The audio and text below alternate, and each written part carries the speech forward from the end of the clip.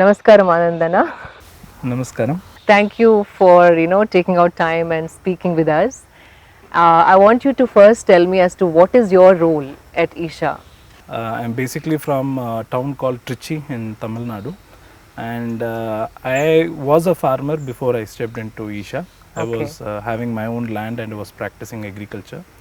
And in 2004, when Sadhguru started the first environmental initiative of Isha under the banner of Project Green Hands, the vision of Sadhguru really inspired me that whatever I was doing in my small piece of land didn't mean anything anymore. So I volunteered for the first tsunami outreach activity of Isha in 2004 after the tsunami hit the eastern coast. And then since then I've been a full-time volunteer, and today I predominantly take care of all the environmental and agriculture initiatives of Isha, Okay. the Rally for Rivers, the Kaveri Calling, and the Isha Agro Movement. Okay. And there is a separate team which is working on running a farmer producer organization nearby the Isha Yoga Center. What is Sadhguru's vision for farming? What Sadhguru was seeing for a very long time, probably from the late 90s, was that agriculture is slowly becoming less and less attractive to farmers to take it up. That's right. And he was observing that a large section of the population in the country has been under agriculture since independence or even before independence. That's right. And he was seeing the trend that a large amount of these people are migrating away from agriculture. They don't want to do anything with agriculture. So that was the first stark point or observation that Sadhguru had, which led Isha into a much more exploratory process of seeing what is the issue, why is this happening. If 70 or 80% of the population is in one particular activity which has been for millennia, why is this shifting now?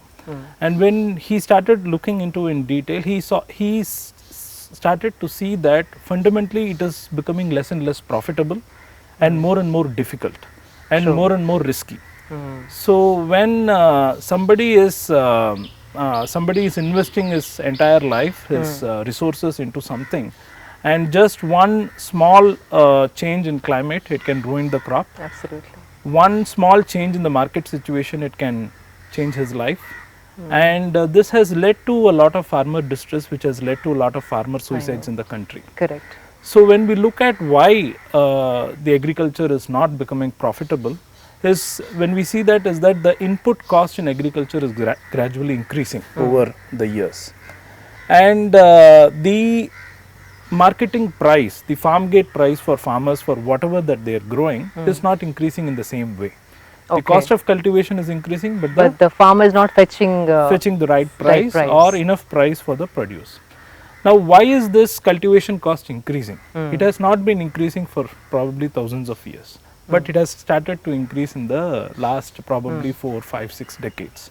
When we see the history of agriculture, we have always been into sustenance agriculture, which means that a farmer fundamentally produces what he needs for his family, and the surplus, there was a barter system with the larger community where he traded for other products. things, other products or services that he wanted for his family. Okay.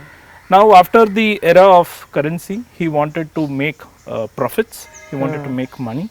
The problem is not with profits, but the problem is that we started moving away from growing what we need to eat, which is 70% of the population was growing what they want.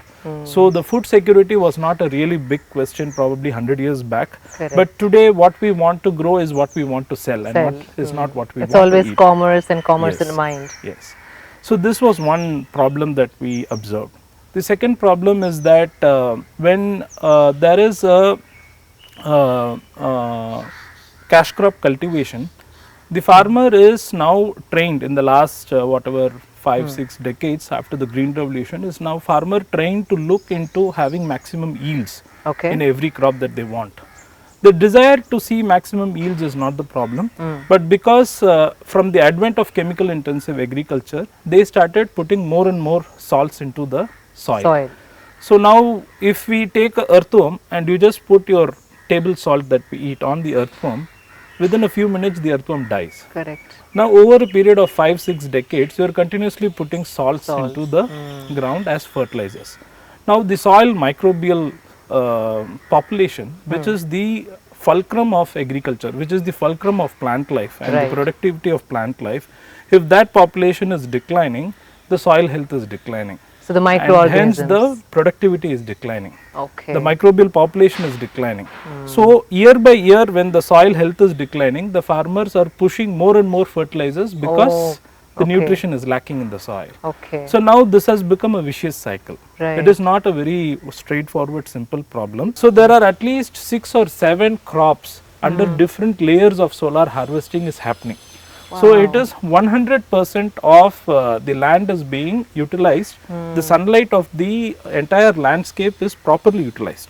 So when this happens, maximum solar energy is producing more and more starch in the farm, then there is maximum productivity put together, not just from coconut, from nutmeg, from banana, from the timber and so on. So there is a variety of crops within the same land. That So is, not just the coconuts have gone up by the yield, and Yes. also you're like generating so much more income through all Yes, these other yes. plants. So the concept with which we trialed out this land and which we are trying to scale it up with thousands of farmers across Tamil Nadu is that the cost of cultivation of the main crop, which is coconut, is completely nullified by the income of the other crops that is there as intercrops. This is so inspiring, really. So what happens is that whatever he gets out of the coconut, he is not even looking at how many nuts I'm getting, because whatever he gets is profit. Correct. So in this way, when he got completely convinced in the last probably 3, 4, 5 years, that farm has trained more than 1,000 farmers to Wow. transition from chemical to chemical free system of agriculture. It's like a ideal model. Yes, farm. ideal model. And a lot of the local farmer magazines have come and covered, and they have said that this is the best coconut farm we have seen in Tamil Nadu, these kind of things.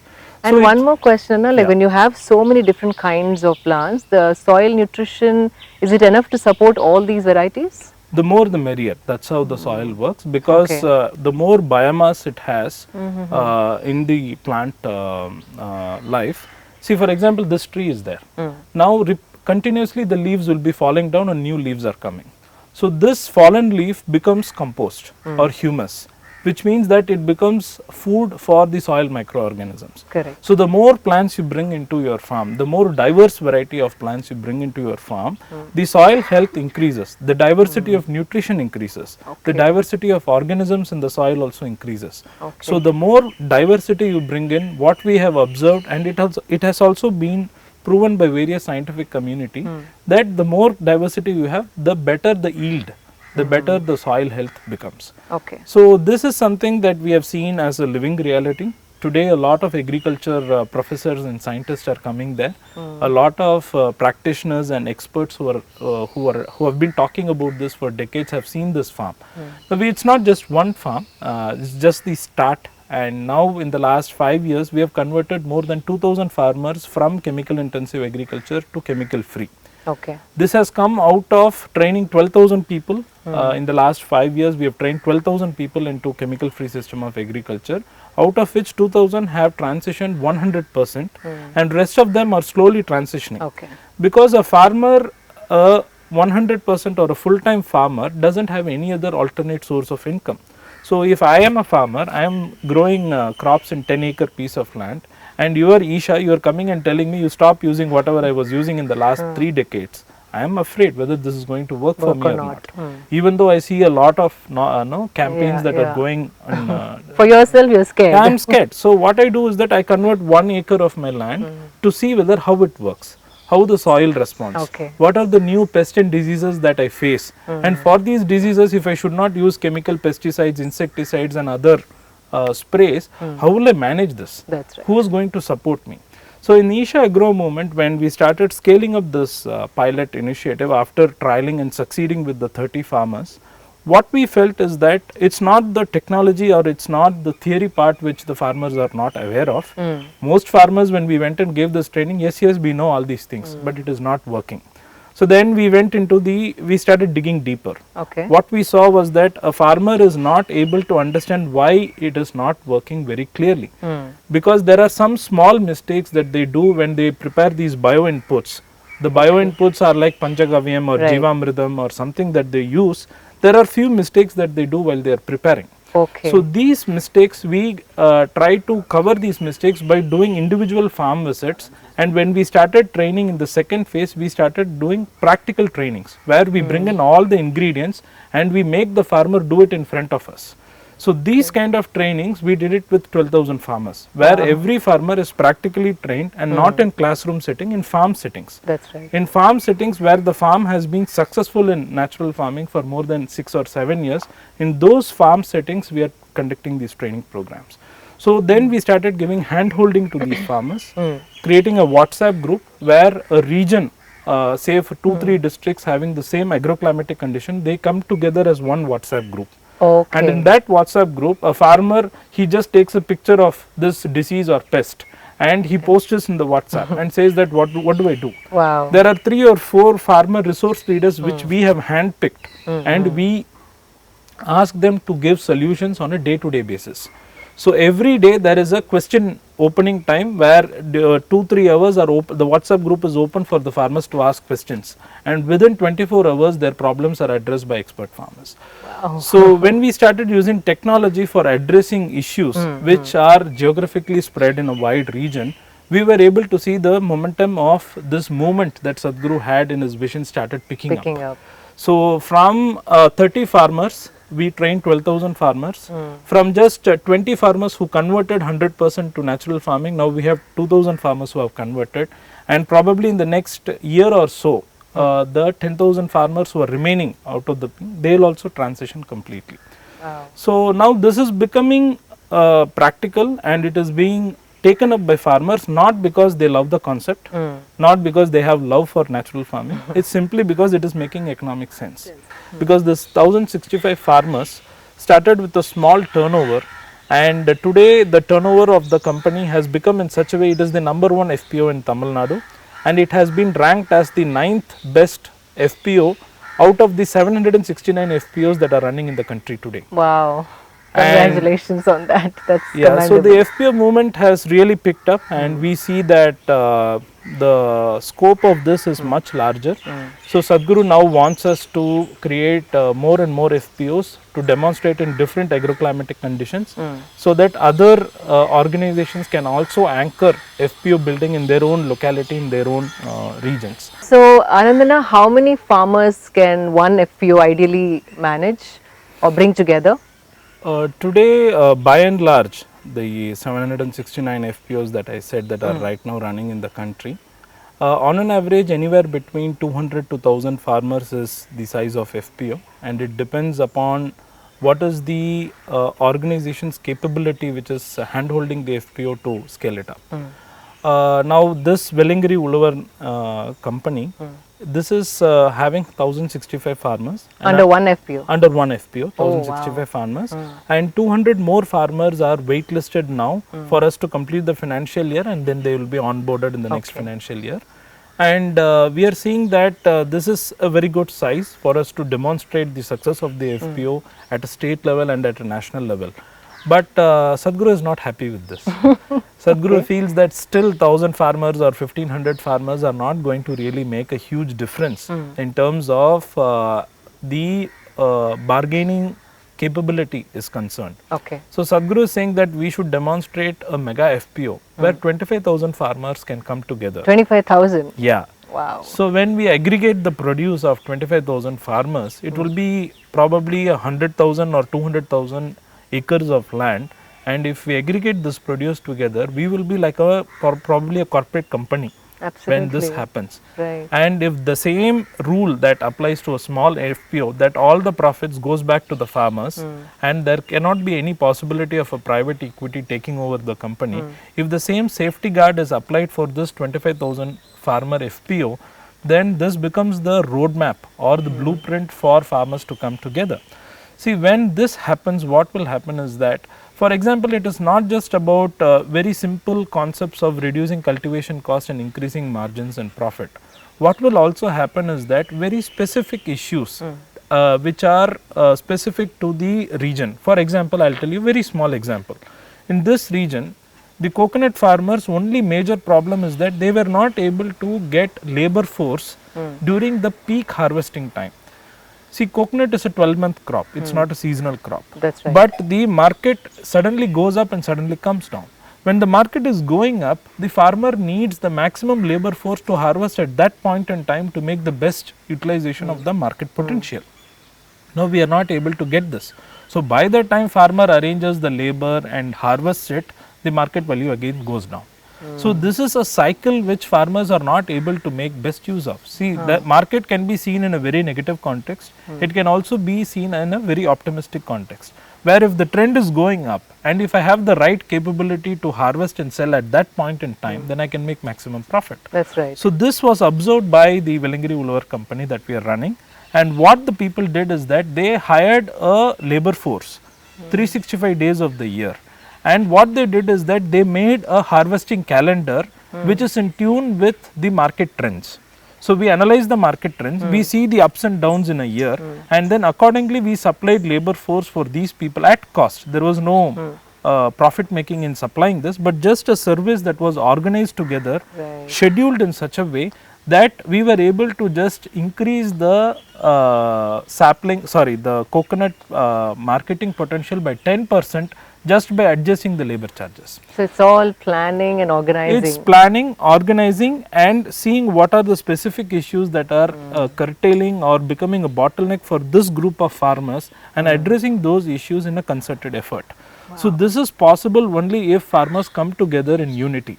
Absolutely. And unity does not come because typically we are all divided by caste, religion and various other economic and social factors.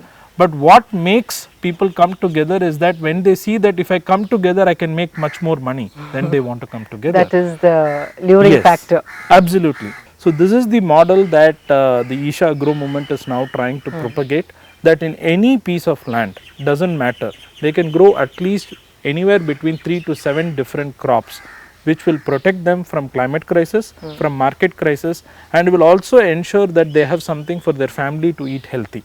So these are the foundations with which Isha has been taking up agriculture related activities under the vision of Sadhguru. Okay. And I feel really fortunate that we have been given an opportunity to work with That's right. Sadhguru and implement these things.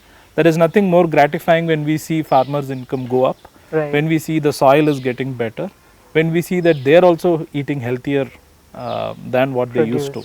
So Anandana, when I look at the ashram, like I've been coming here for many years, and everything is so sustainable and eco-friendly. How did this culture develop, or what is Isha's vision about sustainability and how this place runs? The way Sadhguru has envisioned is living in such a way that you only consume what is absolutely needed, not just in material. In terms of what we watch, what we speak, we absolutely do only what is needed. He always says that if you can reduce what you speak by 1/3, you will be more efficient. That's what he says. So in the same way, whatever we use in the ashram, whether it's clothing or whether it's what we eat or how we manage our personal as well as the resources of the foundation, it is kept in such a way that we are not kept uncomfortable, but at the same time what is absolutely needed is what is being used. So if we stick to that, it doesn't become a philosophy, it doesn't become a moral obligation to not to buy one extra pair of clothes or not to buy one watch or whatever. It's not an imposition, it is not a moral obligation in which we live, but a constant awareness on are we using and doing things in such a way that what we do is absolutely needed, because whatever we do has a footprint on the planet. Correct. In that way, it is a very conscious way of using resources is what has been brought as a culture in the ashram. It's not a teaching. You don't find any classes happening on sustainability. You don't find Sadhguru talking about sustainability in any of our satsangs or anything. That's but a kind of an untold culture has been developed in Isha from the beginning of the ashram. I remember the days when we used to do everything in the ashram, from the security activity to toilet cleaning activity to absolutely everything. So it was developed over a period of time so that whoever comes new, in a matter of 1 or 2 months, they automatically, there is no teaching to them, but automatically the ambience is created in such a way they move towards what is absolutely needed. So I don't know if I answer your question of sustainability, but this is the way the culture here has been set. How do you segregate your waste? So we largely see waste as recyclable waste and non-recyclable waste. So whatever that can be recycled, there are many divisions. One is construction team looks into whether they can reuse of materials in construction if that kind of material is there. The aesthetics team, there is a separate department here which is called aesthetics. If you see a lot of our furniture or decorations or ambience of the ashram, you would see a lot of waste material being used, whether it's a coir rope or whether it's a plant material waste. It's somewhere brought into the aesthetics of the place, so that it is not just about throwing or not throwing. It is seeing that every bit of material can it be used in a better way or in an aesthetic way. So there is a complete team which looks into that. Okay. When we come to non-recyclable waste, there are biodegradable waste and non-biodegradable waste. When we see biodegradable waste, it is majorly kitchen waste and waste from our bathrooms and toilets. Right. So when we see kitchen waste, there is uncooked waste and cooked waste. That's right. So the whole idea is to continuously see how to reduce and keep the cooked waste to the bare minimum as possible. This is done by a very active day-to-day attendance of people who will be accessing the Bhiksha hall for food. In the biodegradable waste, other than food waste, we see there is also the waste that is generated through the people living in the ashram, through the bathroom water and the toilet water. So the bathroom water does not need a very elaborate system of treatment because it does not have solid waste. Right. The bathroom water is done through a system of grey water treatment, where the water is fit enough for using as irrigation in lot of agriculture plots that we have, which are growing natural produce. So in those farms, we are diverting that water to those farms as irrigation water. For the toilet waste, there are sewage treatment plants, eco-friendly sewage treatment plant technology that is being used, has been very carefully selected that sewage treatment has multiple technologies. Few technologies use harsh chemicals to break down the organic content of the toilet waste. So here eco-friendly system where bacterial and other medium is used for breaking down the toilet waste matter. And this STP water, the sewage treatment plant's water, treated water is also again used for our irrigation and agriculture activities. Morning we were in one of the farms where this water is used, but you cannot find that there is a smell or anything. So that is where now the advancement of technology can be handled as a boon, where if we choose the appropriate technology and the right technology, we can handle our sewage in a much more conscious manner, and that is being practiced in the ashram today.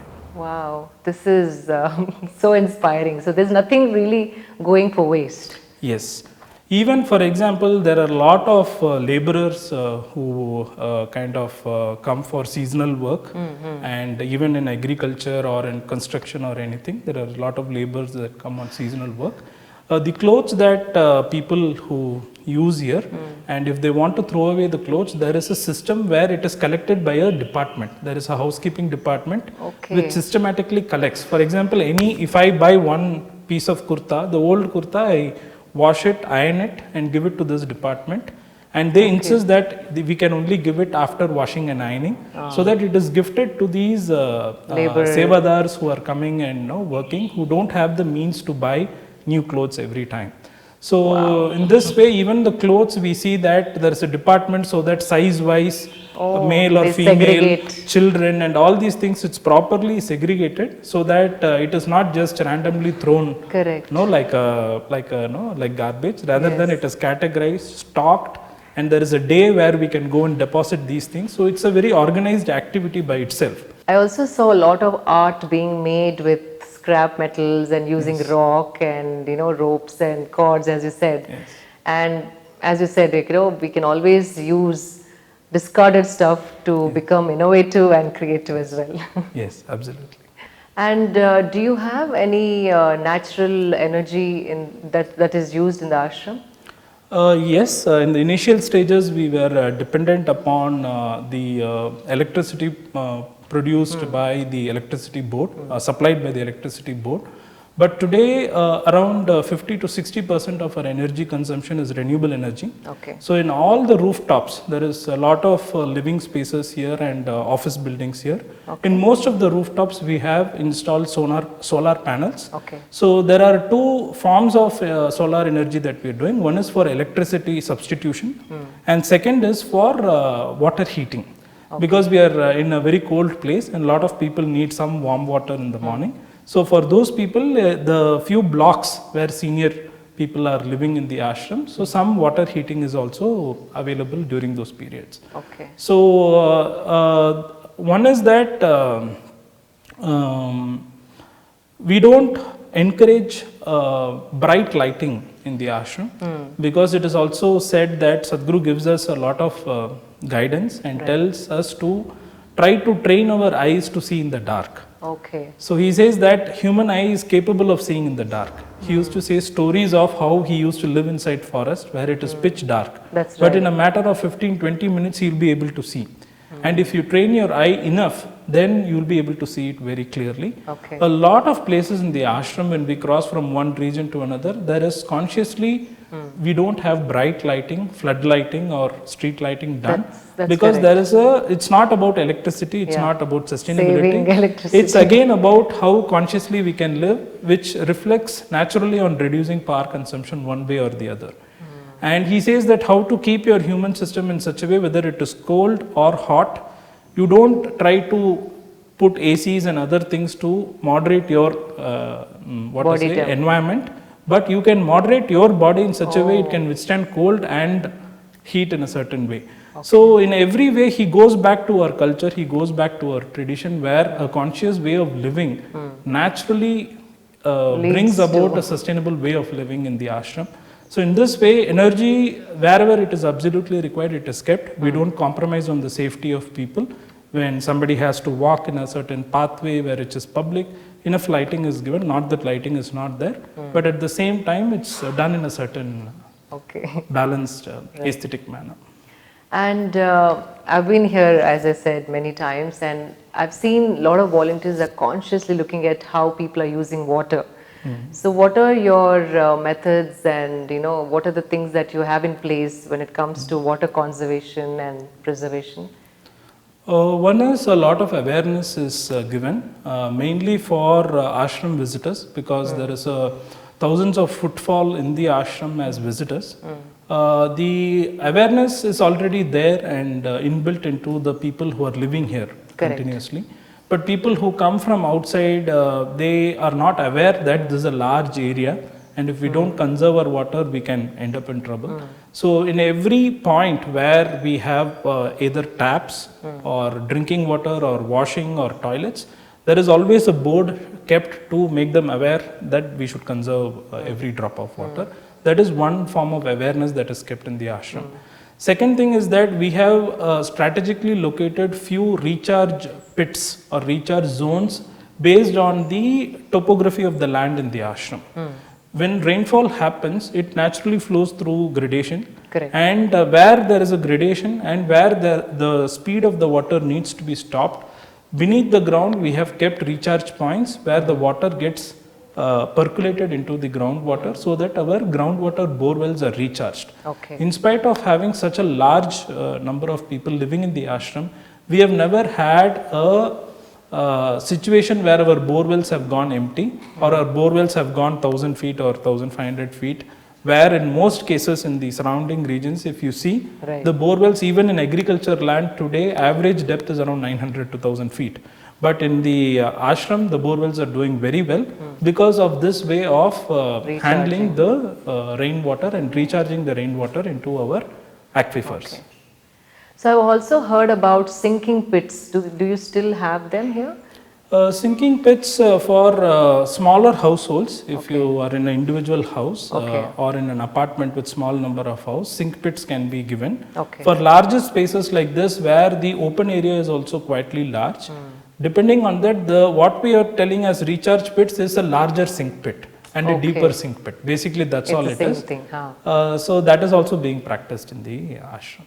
Instead of eating wheat and rice, which have high glycemic index, if we shift to grains which have a lower glycemic index, like minor millets, Right. there are numerous amounts of minor millets that have been grown in this country traditionally, which are rich in calcium, magnesium, and all these micronutrients, which is very vital for our exoskeletal development and our health. Okay. So now this particular culture has gone away because for the last 50, 60 years, if we go anywhere, somebody is eating minor millet, they have somewhere created a concept that it is poor man's food. That's right. So even a farmer, if he is creating a wedding, he wants to put white rice, which is not having any nutrition, it is just plain starch. Correct. So this, how to say, change of mindset, if we can bring it back, what we were eating as a culture 100 years or 200 years back, we will consciously, we can grow minor millets in almost all the parts of the country, and we can consume minor millets which will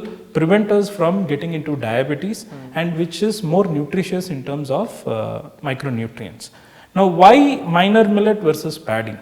What paddy in terms of water consumes, the minor millets will not even need 10% or 12% of the water that a paddy crop will require. Right. So, which means that we will not be pumping and exhausting our underground water so exploitatively to grow paddy and wheat, which at end of the day is neither doing good for the land nor doing good to our health.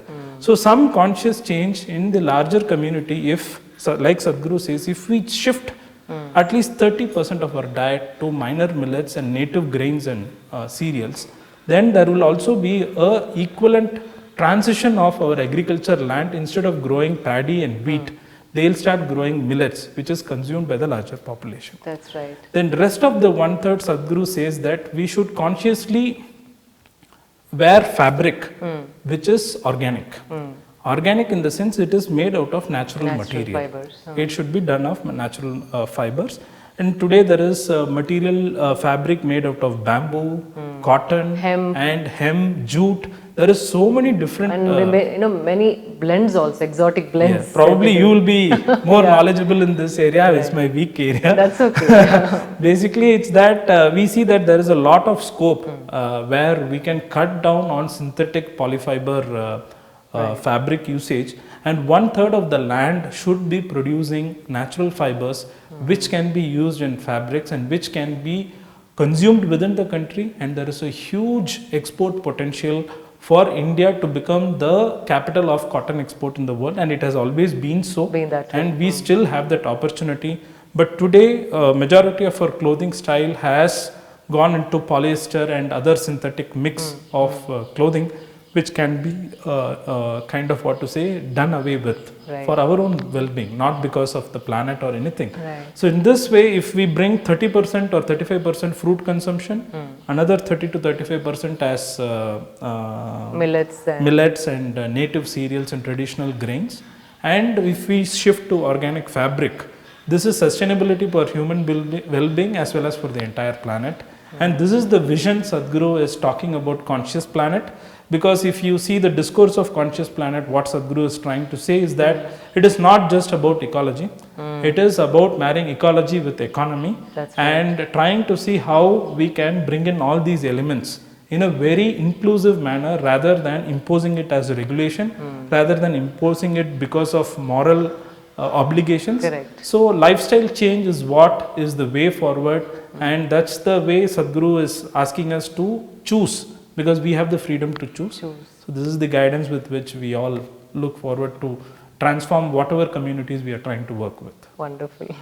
So this is so easy, but it's so hard to penetrate among so many people. Just few changes, in your diet, few changes as to how you wear your clothes can have such a huge impact on the planet and on your well-being. Yes. Yeah. So thank you so much, Anandana. This was also beautiful.